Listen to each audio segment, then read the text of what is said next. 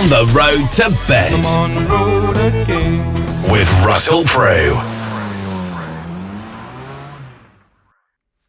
Hello everyone, and welcome to this, a series of 5 podcasts with me, Russell Prue. We are on the road to Bett.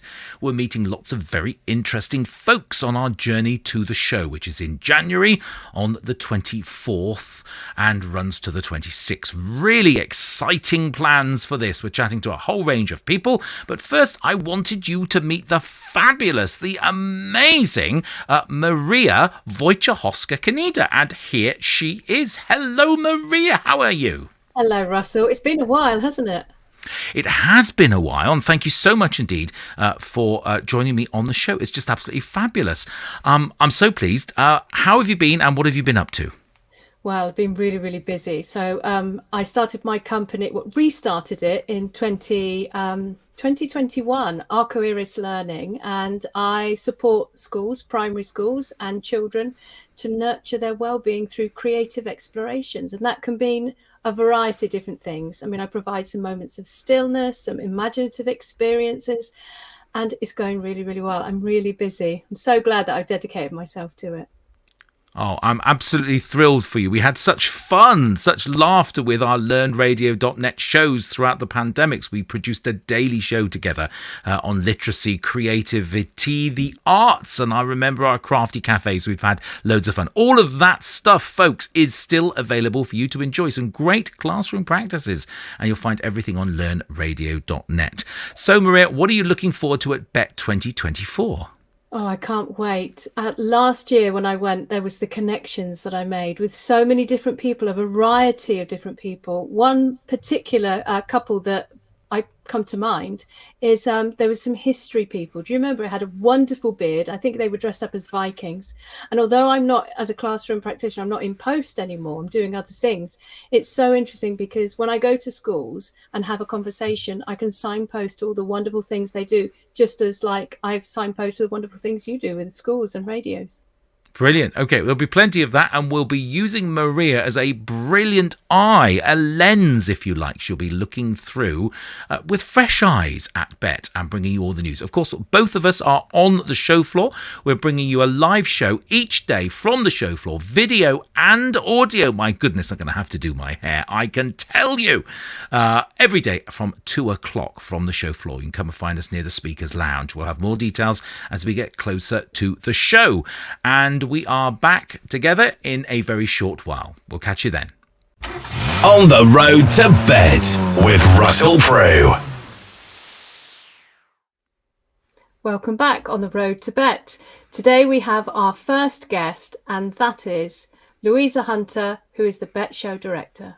It's great to be back in touch with the fabulous Louisa Hunter, who is the Bett Show Director. Louisa, welcome to our very first podcast. Thank you so much for joining us. How have you been? I've been great, thank you, Russell. How have you been? Fabulous, you. Oh, you're very kind. It's very, very nice, and it's brilliant to be doing this with you again. So we are back in January. What is that all about? Yes, back in January, and I can't believe, I feel like we've been talking about January for the last 10 months, but I don't think the message has got through. So please, everybody listening, Bett is back in January. I'm sorry it's not in springtime. You are going to have to get your woolly hats and big warm coats out, but it is such a better time to run the Bett Show. I think everyone that is involved in the provision of EdTech to the school system knows that meeting in January is much more fortuitous than meeting later in the year. So January, it will be for the foreseeable future. We did enjoy the weather change. It was very difficult to pack and know what one needed because we've always been enjoying. It'd be nice to get back to January because you know where the woolies are and you know exactly how to dress. It was perfectly good there. A brilliant Bett, and I've said it before, congratulations. The best Bett ever, Bett 2023. Really enjoyed it. Met lots of very interesting people. Just an amazing. Was it your best one? 100%. I haven't been going to Bett for as long as you have, Russell. I've only been going for about 8 years, but I mean, I just loved it. And when you're there, I think everybody that goes to Bett for the first time has their mind blown, like the scale of it, the quality of what's on offer, and just the general atmosphere there really blows your mind. But what was so wonderful this year was that so many people who have been coming for many years chimed in that it really was the best Bett ever, and it was better than ever. So that was really exciting. And you know, we could talk philosophically about why Bett was so amazing this year. I think there's probably lots of good reasons, but ultimately, I think the people in the room they are always incredible, but this year there was something about the connections that were happening at Bett that was really, really exciting. Maybe it was because people hadn't been together. I think more than that, it was that there was just an awful lot to talk about. There was a lot on offer, and the diversity of the people in the room was exceptional. Of course, people come from all over the world to attend Bett. I think there were about 137 countries represented, 156 even. It's very international, but it's also that people are coming with so many different perspectives and so many different problems to solve, and so many different solutions for those problems. It just becomes quite an exciting environment, and people kind of get their mind blown at the event, and then the things that they go back to school with or back to the office with are really, really special and kind of set you up for the rest of the year. Absolutely, it certainly does as well. And you tried some new things. I was very pleased to see the Connect at Bett, and you're going to do that again. That's really exciting. But you're also adding 2 new things to that we've not ever seen before. Particularly interested to learn a bit more about table talks and your tech user labs. Tell me more. Yeah. So I mean, I just mentioned the thing that makes Bett really special is the thing that happens when people connect, and that is Bett's new superpower. That is why Bett is just going to get bigger and better and more exciting and ultimately more impactful every year, because we're all about connecting the right people with each other at the right time. It's not just now about throwing 30,000 people from around the room around the world into a room together and hoping that good things happen. We're actually making sure that people are connecting with the right solution providers or the right types of education decision makers. And last year we launched this exciting program called Connect at Bett, which will scale and evolve for Bett 2024. That's super exciting. But we're also launching 2 new programs that I'm particularly excited about, one of which is Table Talks. And Table Talks is really about bringing peers together. So it's like the things that happen when educators talk to each other, I think are amazing. So what we want to do is use our amazing new technology to match educators with similar problems and issues together to come and talk and talk through some of the things that they're doing and discuss the challenges that they're having and come up with solutions together. So that's Table Talks. That's really exciting. I would encourage every educator that is thinking about attending Bett to get on and sign up to that program, because it's going to be phenomenal. And then the other exciting program that we're launching is something called Tech User Labs. So there's Bett is there's a lot on offer. And whether you've got a small budget or a big budget, you will find extraordinary solutions for your teachers and learners. But what is also happening at Bett is that educators and school leaders and network managers and everybody that's involved in the kind of the running of the school is there to learn a bit more about how to make the best out of the technology that they've got. It's not always about buying the next and the new. So we want to focus on programs that really help educators become better users of technology. So we're running these exciting tech user labs, which again, our audience can sign up for in advance and decide which types of technology that they would like to get the best out of. They can hear from kind of the world's leading product experts about how they can actually do a better job with the technology that they have already. And from a solution provider perspective, it's quite exciting because they actually get to interact with the people who are really using their technology on the ground and help them to make the best out out of the technology that they've currently got. No, I think that's absolutely brilliant. I can imagine the artificial intelligence stream being overbooked very quickly. I hope you've got plenty of capacity on there. I'm feeling on the ground that that is probably the hottest topic we are going to be discussing, with some very interesting results. Those on. I know you're working terribly hard to make this next one, Bett 2024 and 2025, and we can't talking about 2025 already, my goodness. But there are so many exciting things in there, and I'm really looking forward to these programs as well. The Connect at Bett I thought was really, really good. You've got an extra new feature there, I think, where colleagues can arrange to visit the stand rather than the huge football pitch, which you so kindly provided for us. Tell me more about that. Yeah, so as exciting as it was to pile hundreds of people into a space to sit at tables, what we have managed to develop for this year is the opportunity for educators to come and meet with solution providers on their stand.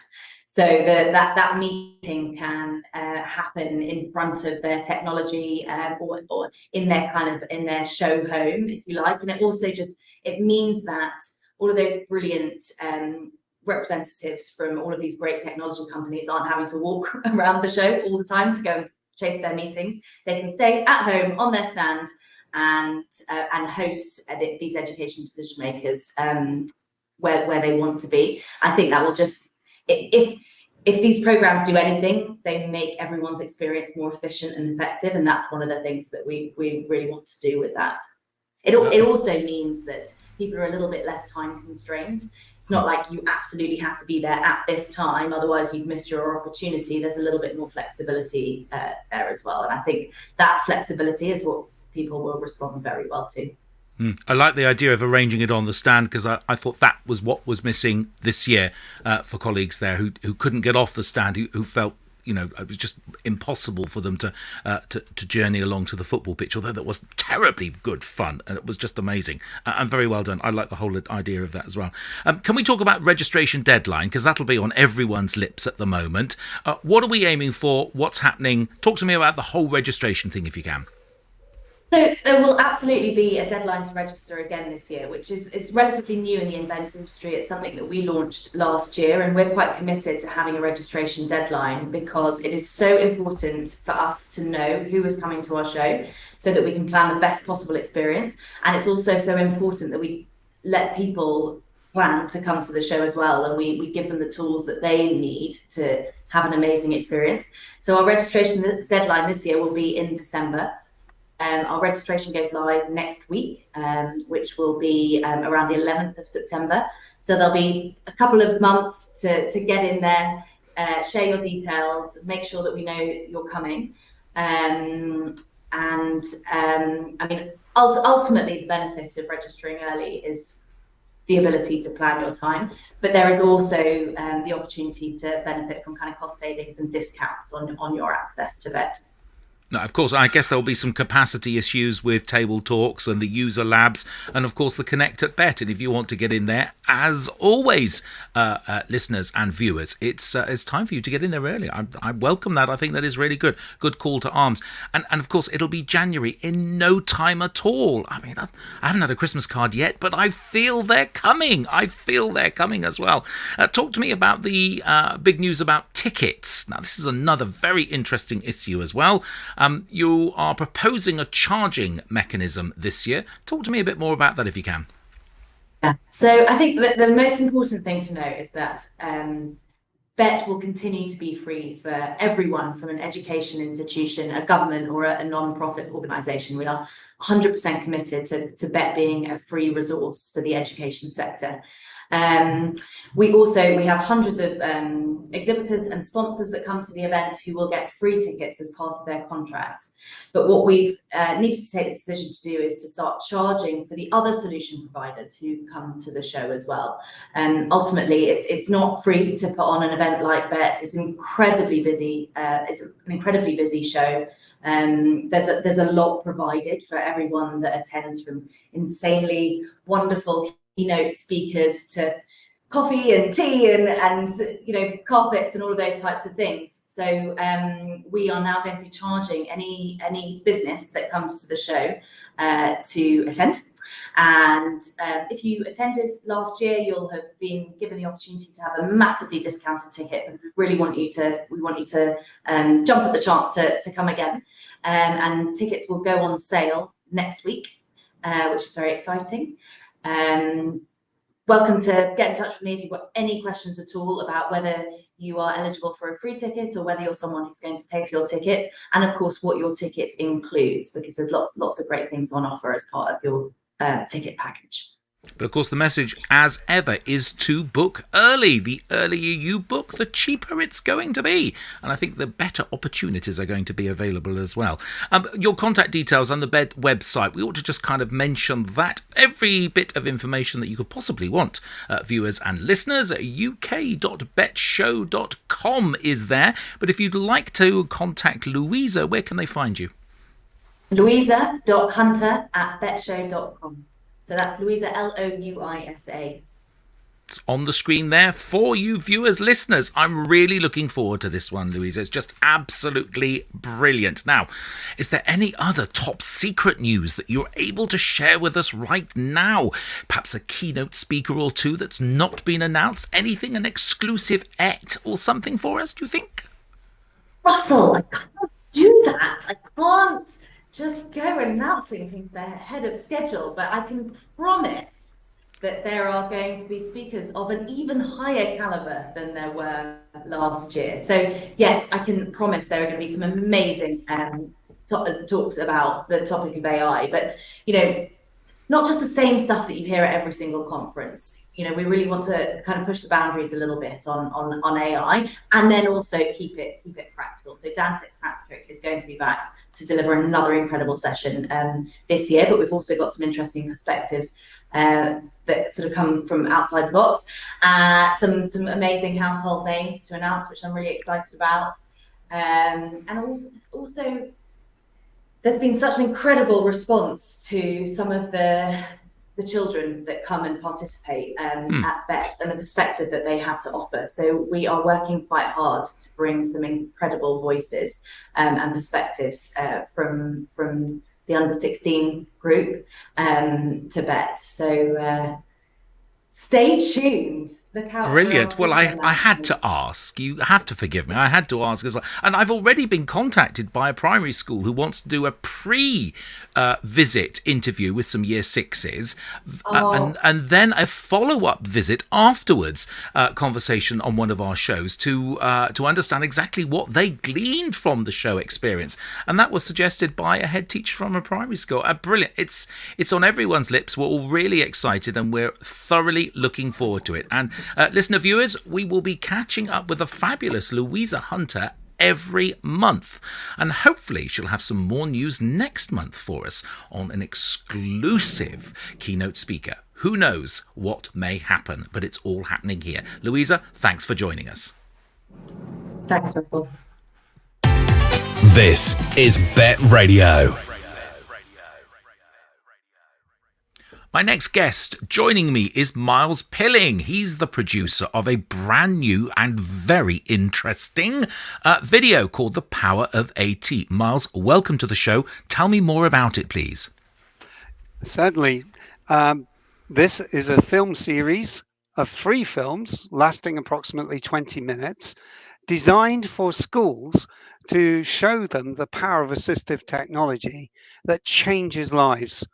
It's transformative. And what we did was we did something which we think was rather unique. We went into schools and talked to pupils directly, and we got their views on their journeys of assistive technology. And it's fantastic. And we just want to give this to schools for free. And we'll mention at the end where you'll be able to get it from. We're hoping that this will be ready for the TES show on the 6th of October. Well, I think the TES show is the 8th, but we're aiming to launch on the 6th. And you can get a taster at BATAonline.org.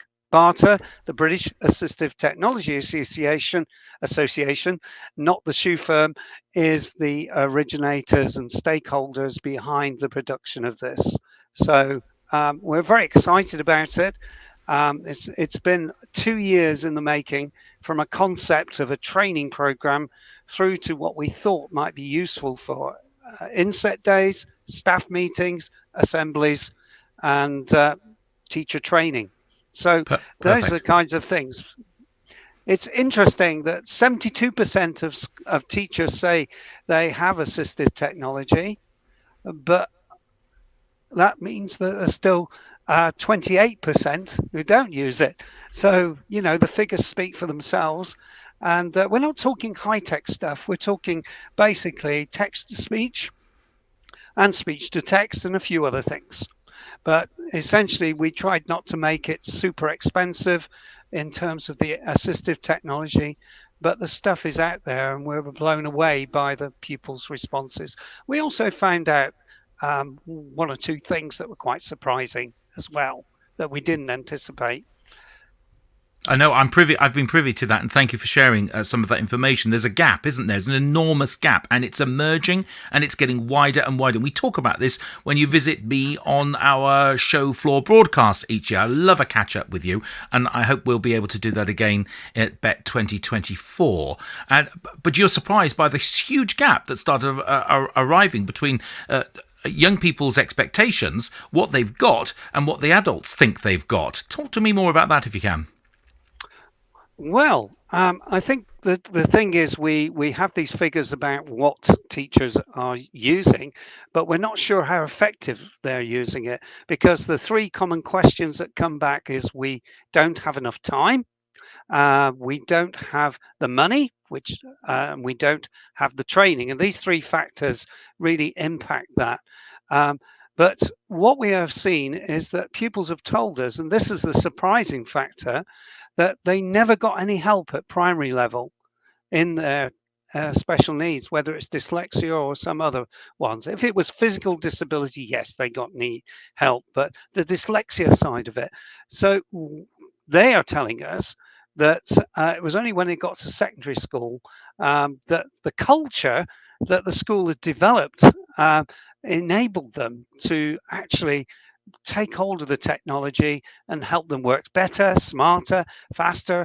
And you'll be able to hear that across the 6 or so settings that we actually went into to find this information. So it's this gap that we're trying to say to teachers. It's not unassailable. You can do simple things, but it's really, really important that everybody buys into it and it becomes a culture in the school accepted. I think one of the reasons why we didn't do this is the emphasis on handwriting a decade ago. And that may have thrown the other side of AT. Computing's great and I support it, but because there was an emphasis on computing and not on information communication technology, ICT as we used to call it, that tended to recede, and there wasn't the same kind of push to make it more upfront and more accessible. Of course, not all children can use a pencil, particularly if you've got cerebral palsy and your hands are shaped like this. It's very difficult. I'm not saying all cerebral palsy children have hands like this, by the way, but I'm just saying as an example, it's plainly stupid to think that all children have to use a pencil or a pen. Brilliant. Beautifully put, as ever, Myles. And I'm really looking forward to picking the conversation up with you from the show floor. It'll be really interesting to hear how your video has been received. Now, tell folks, please, exactly where they need to go to get it and any details that you need from them. Well, we're putting it on our BATA website, and it's bataonline.org/impact. And that's where it's residing now. Well, what you will do, we haven't got it all set up there. There's just an example promo video. But when you click on that, we'll ask for a few details, and then you'll be given a link to the videos to use. All we would say is don't split it up and use it in different ways. It's meant to be standalones, the three films. The titles are The Importance of Assistive Technology in Education, which deals with the background stuff. The second one is using assistive technology with these case examples of pupils. And the last one is Lost in Transition, which is between primary and secondary schools, and that deals with transition between settings. So each one can stand alone, and they can be used as a series. We just hope schools and universities will take it up and use it as a tool to further it along. It doesn't concentrate on specific products, but it deals with a spectrum of things such as text-to-speech or pens that scan. But, we're not into promoting product. We're into promoting tools that can make a difference. Brilliant. Myles, always a pleasure to talk to you. Please pass on my best and warmest regards to everyone at BATA, and thank you so much for all that you do for young people. Catch you at Bett again. Take care. Thank you. On the Road to Bett with Russell Prue. Also joining me on this podcast is the amazing Dr. Neelam Parmar, who is a strategist. She is many, many things to many, many people, but she's here to talk about AI. Neelam, it's been a while. How have you been? I'm very well, thank you, Russell, and thank you for having me on the show today.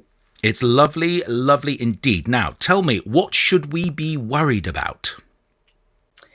We should be worried about a lot of things, but in terms of AI and its use in education, particularly with its impact in teaching and learning, I think there are a few things we really need to be aware of, particularly in terms of how we're going to introduce it to our stakeholder communities, our teachers.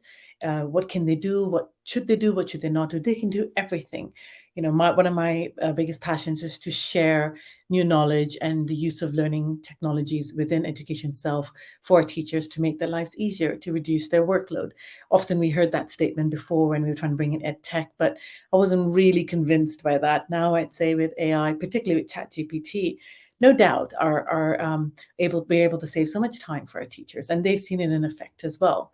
I've given a lot of CPD sessions. I've showed them ways on how to save time, how to improve perhaps their writing, how to make modifications, and everything basically for their benefit.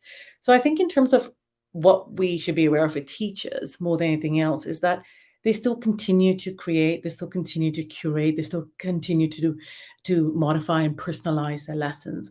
My biggest worry is that perhaps we might get too dependent on just using AI as the answer, the guidebook to everything, and then it becomes very redundant. So from that point of view, particularly with our teachers in our community, I still want us to think. I still want us to be able to think out of the box and do some really creative work. From a student perspective, we need to keep them safe. As you were saying earlier, we've got a lot of incidences where people will push AI and they will push it as far as they can to see how far we can bend it.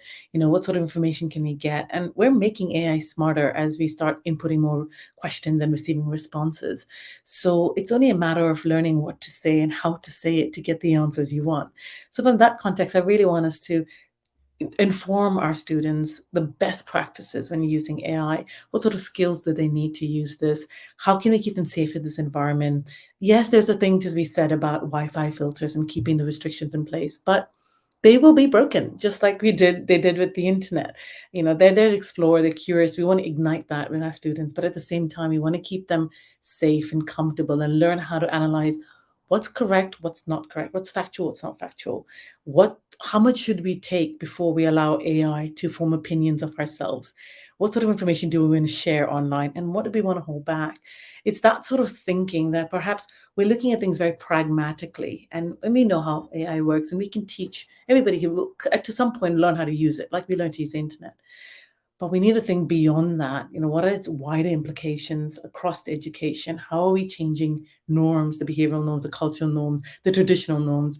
And what does that mean in terms of learning and assessment, curriculum redesign? And then again, in terms of the type of work and the way we want to move forward in education. So those are some of the concerning areas, I would say. Almost all of that applies to pre-AI times anyway. Those are the kind of safe practices that you talked about. I think what is worrying me the most is the image manipulation area that AI brings. And yes, it may well help a budding artist, but for those who are engaged in mischievous activities, it can be quite easy to put someone else's head on someone else's body and, I guess, publish a photograph of someone in a fairly compromising or uncompromising position. How are we dealing with that? What safeguards could we possibly put in place? So I think at the moment there isn't enough safeguarding, to be quite honest. And to some of us, it looks like an area to be creative. This is your best form of expression if you want. But you're right, you can do anything you want because that's what AI is. You might want to put, a zebra head onto, I don't know, onto a person up in the planet. I mean, and that seems like a funny thing to do. It seems like fun, but at the same time, you could do something quite detrimental to somebody. So there are no safeguarding regulations around this. And as I speak to you, every day a new AI bot is being created, is being developed, not just by adults, even by children. So how far can we hold this? It's a very difficult question to answer, and I don't think we have answers because it's free reign for all. If you feel like creating a bot, go for it. Let's see what you can do with it, and then let's magnify the popularity around it. And I think that's a problem too. I don't have an answer, but I can definitely think of situations where we would need to cap it and then start restricting it within our institutions. I guess all discussion is good and positive, and more policymakers need to get on board. And it's not something over there just for frivolous marking opportunities. It's here, it's now, it's real. There was a photograph in a newspaper just the other day of a plane allegedly dropping chemicals on people, and that was a faked picture. I can see this going in lots of very unpleasant directions. Mm-hmm. We look forward to hearing from you at Bett. It's going to be fantastic, a breath of fresh air, and I simply can't wait. Thank you so much indeed for joining us today. I've really enjoyed our conversation. Thank you, Russell. Baby, you can drive my car. Yes, I'm gonna be a star. Shut up and drive. On the road to Bett. I'm on the road again. With Russell Prue. Welcome back, listener viewers. I hope you have enjoyed episode 1 of 5. These will be dropping around the 15th of every month on the road to Bett. So right the way through until January, and we'll do you a January show as well. Don't forget, we are live from the show floor every day throughout Bett from 2 o'clock. Come and find us, and we'd love to have a conversation with you. We'll be broadcasting. You'll be able to watch us and listen to us every day. If you want to get in contact, then you can drop me an email, radio@bettshow.com. If you want to text me, it's the usual text number, 078 600 26 400. And you, of course, can subscribe to all of our podcasts just so you don't miss one, podcasts.learnradio.net. Until next time, it's goodbye from her. And it's goodbye from him. On the road to Bett with Russell Prue.